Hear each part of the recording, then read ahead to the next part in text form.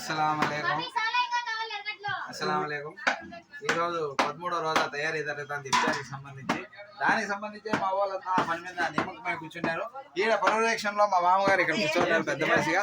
అక్కడ ఈ రోజే బెంగళూరు నుంచి నిన్న సాయంత్రం వచ్చారు. ఎందుకంటే ఆయన ఈ రోజు ఉండి ఇఫ్తార్ విందు కలిగి వాళ్ళకి చేసి పెట్టాలనే ఉద్దేశంతో, మంచి ఉద్దేశంతో నేను వచ్చి ఖురాన్ చదివించి ఈ రోజు వాళ్ళదే కాదర్భాష బాబుది మొత్తం చిన్నరంతా ఇక్కడ మిగతా వాళ్ళంతా కూడా ఖురాన్ చదువుకుంటూ ఉన్నారండి. ఎస్పీ అండి ఇక్కడ ఇది రాలుతుంది అండి మా మామగారు అండి కూర్చున్నారు.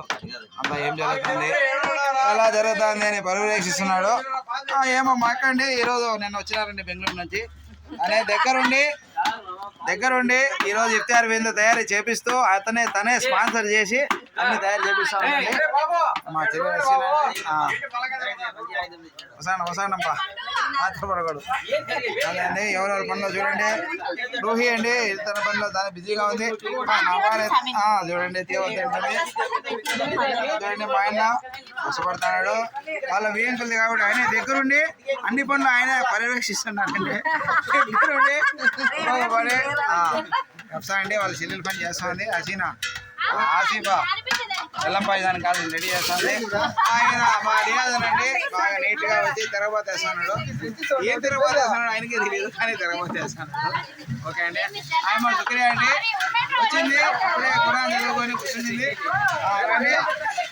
ఏమో సాబీర్ అండి ఆమె దగ్గరుండి ఈరోజు వంట కార్యక్రమం అంతా నడుము కట్టింది. ఆమె ఈ కోలాహలంలో వినపడడం లేదు కాబట్టి పక్క జరగండి కొద్దిగా. చాలా ఏమండి చెప్పండి.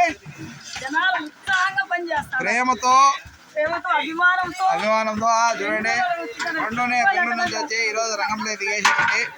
అతనే చేతులతో బిర్యానీ తయారు చేస్తున్నాడు మా పండు. దానికి తోడుగా మా షబీర్ అహ్మద్ కూడా నిలబడినాడు. నేనున్నానంటూ ఇద్దరు అన్నదమ్ములు కలిసి చేస్తున్నారండి.